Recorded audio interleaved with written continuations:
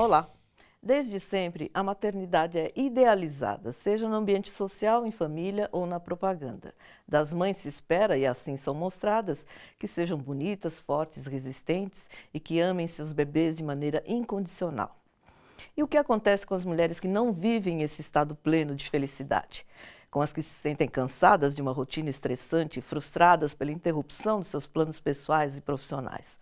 Como não são sentimentos que se esperem delas, tendem a esconder e sofrer sozinhas. Bebês, crianças, adolescentes, adultos, as mulheres têm de enfrentar todas essas fases da vida dos filhos, certas de que ser mãe é para sempre. E esse é o lado B da maternidade, tema do Bom para Todos, que começa agora. A mulher não nasce para ser mãe se ela não quiser. Não tem nada de errado em você não querer ter filho. Tem que ajudar em tudo, ele me ajuda bastante. Não tenho o que reclamar. Tem problema na escola? Não, vai lá, conversa você, porque eu sou grosso mesmo, né? A nossa convidada de hoje é a professora Carla Cristina Garcia. Tudo bem, Carla? Tudo bem. Prazer em te receber aqui. Obrigada a você pelo convite. Projetos de vida abandonados em lugar da faculdade, horas e horas na cozinha lavando louça, preparando café da manhã, depois o almoço, o lanchinho da tarde, o jantar. É a rotina de quem abraçou a maternidade solo. E não é fácil. É muito necessário falar das coisas ruins e para muitas mães ouvirem, porque tem muita mãe que se cobra, né? Tipo, ela, pô, mas eu já deveria estar feliz, eu deveria estar amando, eu poderia estar fazendo isso, porque muitas mães, né, no comercial, nas novelas são assim. Então, quando elas devem ver alguma mãe falando, nossa, é difícil, eu odeio fazer aquilo, eu odeio dar banho, eu odeio trocar fralda de cocô, aí elas falam, tipo, nossa, que alívio, eu não sou a única. Uma gravidez não planejada aos 23 anos e a vida de Mariana nunca mais foi a mesma. Eu tava, tipo, com vários projetos de vida, assim, para encaminhar. E aí eu respirei fundo e mergulhei nessa novidade. A faculdade foi o primeiro projeto abandonado. Na marra, Mariana descobriu o que é ser mãe. É uma rotina super correria. Ser mãe é não parar. Você acorda, já vai pra cozinha. A parte da casa que eu mais fico é a cozinha. Porque toda hora tem que lavar louça, tem que fazer comida. Aí sujou, lava a louça de novo. Aí mamãe, quero comer, tô com fome, lanchinho da tarde. E aí você vê, você ficou a maior parte do dia na cozinha do que em qualquer outra parte da casa. A experiência de Mariana atualmente é chamada de maternidade solo. Apesar de criar o filho sozinha, ela pensa que essa tarefa deveria ser dividida e não apenas com um pai. O ideal seria uma rede de apoio que dividisse a formação, a educação da criança com os pais. Se tivesse uma família, um grupo de amigos, vizinhos, a comunidade, a sua vila, a sua cidade, todo mundo fazendo parte né, da criação dessa criança. A sociedade espera ou exige das mães esse amor incondicional, Carla? Olha, a sociedade tem esperado esse amor incondicional das mães há muitos séculos. Eu acho que, inclusive, pelo que a gente escutou desse relato dessa jovem mãe, fica muito claro que essa é a grande questão sobre o mito do amor materno, né? Ou mais especificamente, porque eu acho que essa é uma coisa importante de falar, sobre o mito do instinto materno, né? Que é um mito que, a partir do século XVIII, por causa do Rousseau, um filósofo importante, conhecidíssimo por todos nós, etc., na medida em que fica parecendo que há um instinto que leva você a ser mãe, quando isso não é verdade, né? Se você acreditar nesse instinto e você de repente não sentir, então o problema seria seu, né? Aí é que tá, só que é um convencimento de mais de 300 anos de que há uma coisa que é o instinto materno, quando nós não somos mais primatas superiores, nós não somos macaquinhas, gorilas ou orangotangas, nós somos seres humanos. Seres humanos têm um funcionamento diferente em relação à cria. Nós temos inconsciente, nós temos cultura, nós temos nossas próprias neuroses, somos seres humanos, com todos os defeitos e qualidades como qualquer outro. A questão é que, a partir do século XIX, essa ideia de que há uma incondicionalidade natural nesse amor vem sendo reiterada exatamente para poder fazer com que a mulher tenha uma única função na vida, que é de ser mãe. Sim. E tudo que vai gerar, também a partir do século XVIII, coisas como o feminismo. Quer dizer, essa exclusão das mulheres como bloco humano de qualquer condição política ou de representatividade, veio acompanhada de anos anteriores de convencimento de que o natural é você ser mãe e, principalmente, que essa é a sua função biológica, social mais importante. Então, esse é o grande drama, quer dizer, você considerar que sentimentos humanos são da natureza, e de uma natureza muito específica, que é a biologia feminina. E aí, evidentemente, que vai dar em todo esse transtorno aí que a gente já está vendo. Já está vendo. Vamos ver o que outras mães têm a dizer sobre o nosso tema nas ruas da cidade. Muitas mulheres se planejam não ter filhos, só que aí, né, o nosso plano é um, de Deus é outro. E quando vem, não tem como falar, eu não quero, né? Você tem que amar aquele ser que depende de você, né? Então, eu acho que é assim, é tudo um conjunto, é tudo uma lição, um aprendizado muito importante. Então...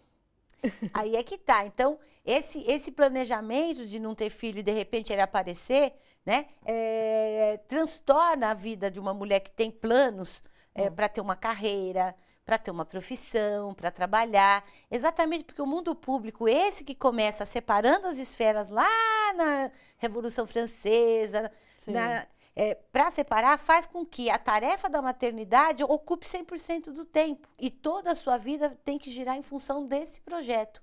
Eu acho que uma questão importante, que a primeira entrevistada falou que é legal a gente ressaltar, é que essa ideia da família coletiva ou da maternidade coletiva, mas eu gosto mais de pensar na parentalidade coletiva, é a ideia das russas na Revolução de 17. Quer dizer, a maternagem ou a paternagem é uma questão social, né?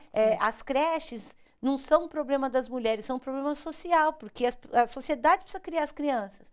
É preciso ter uma rede de apoio para criar os pequenos na coletividade, para que ambos os pais possam, enfim, fazer as coisas que são importantes para a sociedade. E acabariam tendo uma relação muito mais interessante com os filhos, porque não fica aquela coisa, por sua causa eu deixei de fazer. Exatamente, né? porque então o que vai acabar acontecendo é o que levou, né? Já fica uma dica de leitura para o pessoal que está nos assistindo. A Elisabeth Badinter, que é uma filósofa muito importante francesa, escrever um livro que está publicado em português chamado Um Amor Conquistado, o mito do amor materno, né? É um livro que já tem mais de 30 anos e tal, que está publicado, enfim, no Brasil também. Por que que ela resolveu parar para pensar nisso? Porque ela via lá em Paris, onde ela mora, o tamanho do tédio e da tristeza no rosto das mães que estavam lá nos parques em Paris. Sim. Aquela solidão de você estar sozinha com seu filho ali, brincando com ele, sem um outro adulto para conversar. Enfim, quer dizer, se o instinto materno e a maternidade trouxesse junto com ela, depois do parto, uma felicidade infinita, o que é essa angústia de que não é isso, não é só isso? Quer dizer, é esse convencimento de que sim, se eu tenho e não gosto de... Quer dizer, eu gosto de ter o meu filho, mas eu detesto o que a maternidade traz. Sim. Aí você entra num conflito insano com você mesma e com a sociedade em geral. Pois é. Um depoimento colhido nas ruas leva a outra indagação. Será uma exceção ou os tempos estão mudando? Na minha casa ele me ajuda com tudo. Até trocar fralda, mamadeira, tudo ele ajuda, entendeu? Acho que tem que ser dividido. Porque a gente não faz filho sozinho, né? A gente faz com o marido, né? Então tem que ajudar em tudo. E ele me ajuda bastante. Não tenho o que reclamar. Os tempos estão mudando ou... Olha, na verdade, quer dizer, por essa fala, é importante a gente saber que quando você pensa em ajuda, significa que não é uma questão compartilhada. Quer dizer, aquele que ajuda fazendo porque um quer, favor. não porque sente que aquilo também é obrigação, é dever dele, né?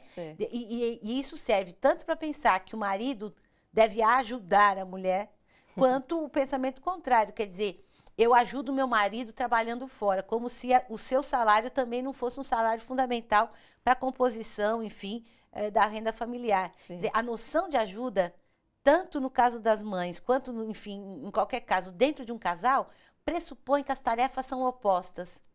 Entendi. E este é o grande drama que a gente sofre em relação à questão dos casais, enfim, e o avanço, vamos dizer assim, de novos arranjos, né? Sim, Nas relações amorosas entre homens e mulheres, homens, mulheres, mulheres. claro. Palestras, rodas de conversa, um conjunto de profissionais que auxilia quem está se preparando para o parto e para quem já é mãe. A Casa Materna, em Santo André, ajuda as pessoas que querem viver a maternidade e a paternidade de forma consciente e humanizada. Da gestação aos primeiros anos da maternidade. Aqui, a mulher encontra os caminhos do parto humanizado. As rodas de conversa são de graça. A gente tem espaços para as mães que estão se preparando, né, para o parto, e tem um espaço para as mulheres que já são mães, né, são rodas de apoio que a gente chama. Na roda de gestantes, é um misto de curiosidade e de medo, né, uma busca por informações, porque elas estão vendo, tem mudanças na assistência e estão buscando um parto respeitoso, um nascimento amoroso para os filhos, né? Mais do que informação, na Casa Materna, as mulheres encontram acolhimento, um espaço possível de desabafo. E ser mãe não é padecer no paraíso, não é?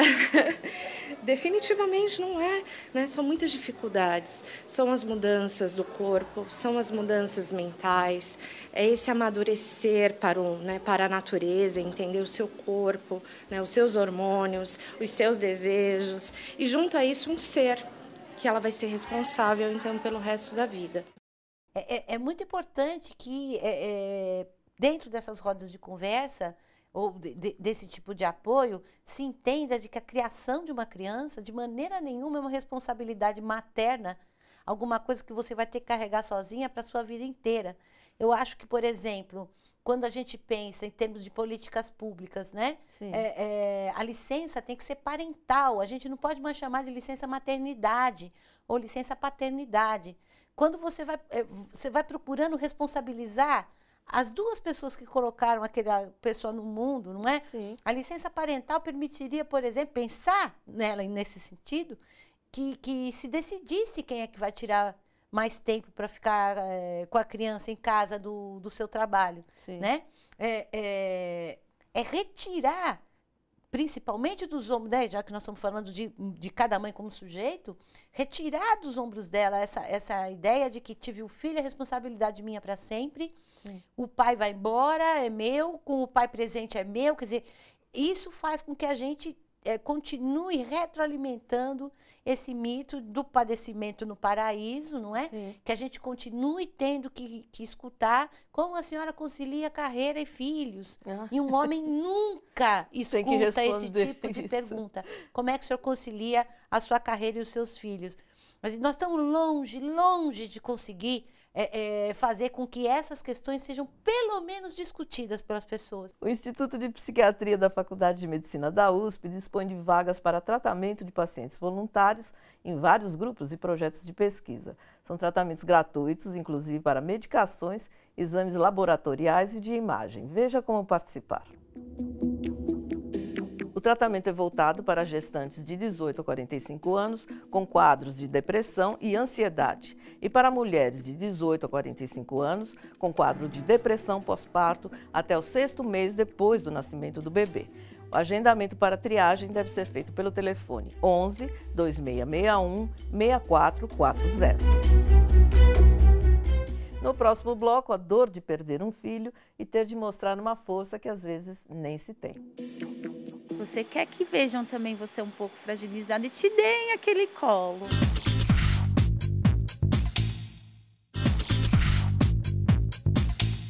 Ter um filho é difícil, perdê-lo mais difícil ainda. E o pior é não poder viver plenamente este luto, porque das mães se espera força e superação, como se não fosse uma pessoa de carne e osso. O nascimento de Cecília foi num parto de emergência, na 36ª semana de gestação. Cecília permaneceu 56 dias numa UTI. E ela lutou bastante, ela fez 4 cirurgias, passou por um processo bem de guerreira. A perda da filha revelou a pior de todas as dores sentidas por uma mãe. É difícil vestir o sorriso, seguir em frente, todo dia a gente lembra, todo dia a gente ora. pelos dois, né? Pelo que está aqui, pelo que está em outro plano. Mas é difícil porque vem a cobrança da sociedade também. E Luciana descobriu que às mães não é permitido vivenciar plenamente o luto. Você tá de luto, mas você tem que ser forte, você é guerreira, você é inspiração e às vezes você não quer ser inspiração, você não quer ser guerreira, você não quer ser forte. Você quer que vejam também você um pouco fragilizada e te deem aquele colo. E aí vem a cobrança que o outro filho precisa de você, porque ele está aqui ainda. Na rotina da mãe idealizada, não há espaço para fragilidade. E às vezes eu vejo isso até com a minha mãe, porque às vezes eu peço tanto colo para ela e eu esqueço de perguntar como que ela tá, porque ela também tem as dores no silêncio dela. A identidade feminina parece morrer no instante em que a mulher engravida. A partir daí, ela só pode ser mãe. A sociedade, a família, você é abençoada, você tem um ser no seu ventre, mas esquecem que você é uma pessoa de carne e osso, de sentimento, que chora, que ri, que tem suas vontades de sair, que tem suas vontades de, um dia ficar em casa dormindo o dia inteiro. Nada pode ser mais diabólico para a mulher do que a maternidade ideal, a maternidade perfeita. Esse é um dos mitos, né, da mãe perfeita, derrubar, né? Dos mais diabólicos, porque ele interfere em 100% de você, né? Porque tendo ou não filho, é essa faca que está em cima da sua cabeça e que vai definir, sim, como disse a última entrevistada, toda a sua identidade, né? Porque você pode estar passando exatamente por isso, mas como ela bem ressaltou, mas ainda assim, eu nem mesmo percebo que faço isso com a minha mãe também. Nossa. Né? Então, essa é uma questão. Quer dizer, aquela mãe que também pode estar dizendo, olha, eu também estava precisando de um colo da minha mãe que já morreu e não está mais aqui, né?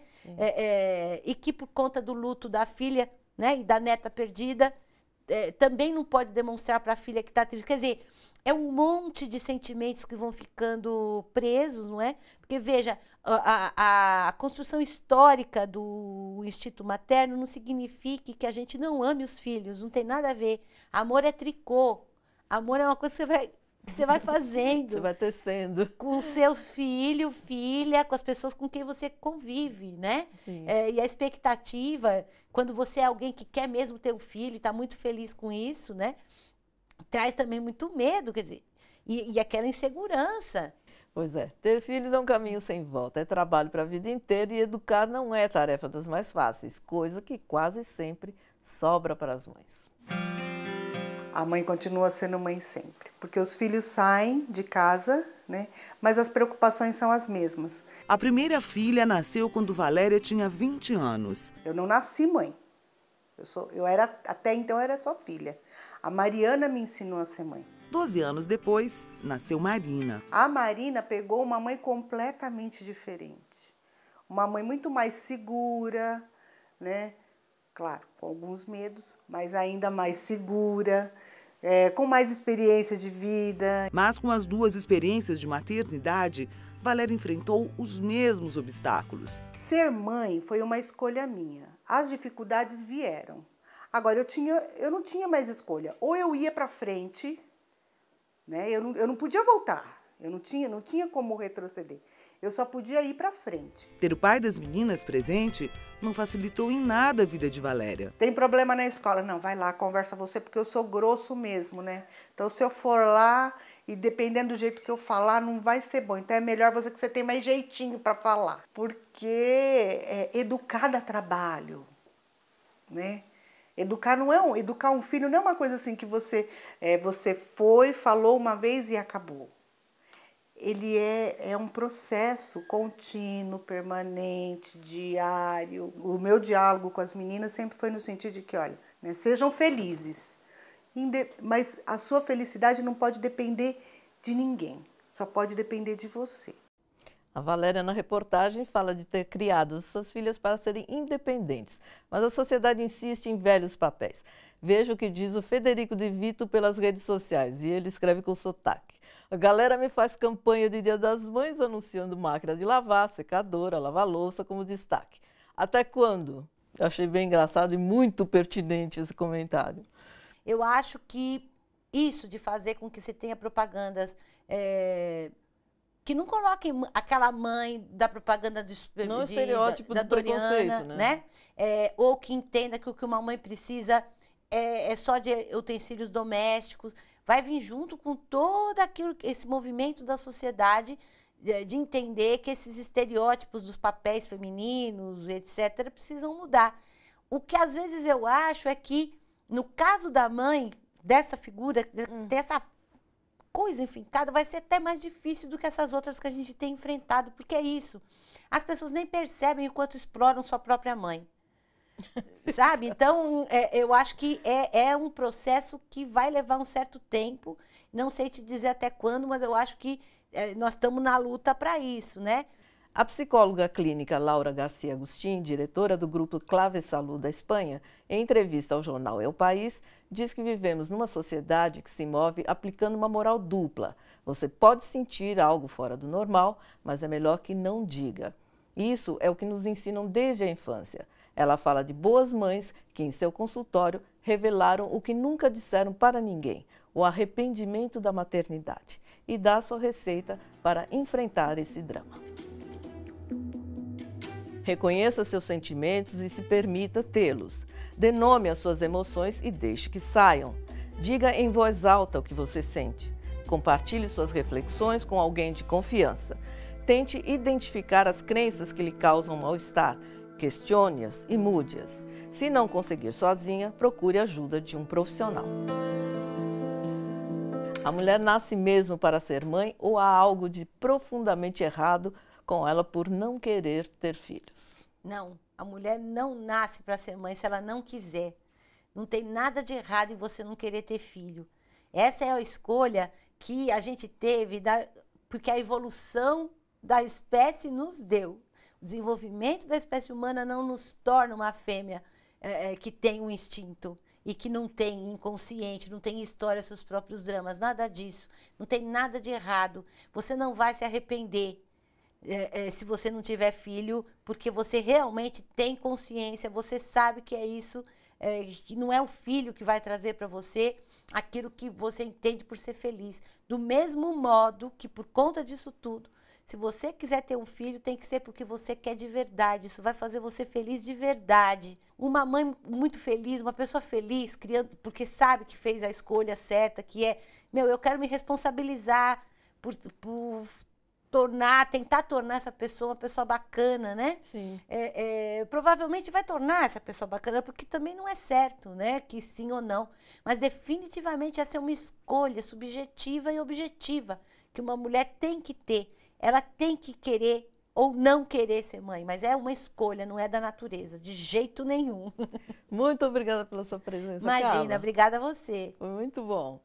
Para participar pelas redes sociais, acompanhar toda a programação da TVT, é só visitar a nossa página no Facebook ou acessar o site tvt.org.br. Há quem prefira morrer a admitir que a maternidade talvez não seja o ápice da autorrealização. O tema é praticamente um tabu, mas há grupos na internet com milhares de mulheres que procuram partilhar entre si este sentimento que lhes causa tanta culpa, um sofrimento difícil de superar. Ele ocasiona angústia, depressão e, em casos extremos, até tentativas de acabar com a própria vida. Da casa materna que vimos no início do programa, que faz de tudo para que as mulheres tenham um parto humanizado e consciente, até as que sofrem por não ter coragem de admitir a rejeição à maternidade, tudo é uma questão de acolhimento e compreensão. Será que não podemos modificar a velha máxima que diz que ser mãe é padecer no paraíso? O Bom para Todos fica por aqui. Até a próxima.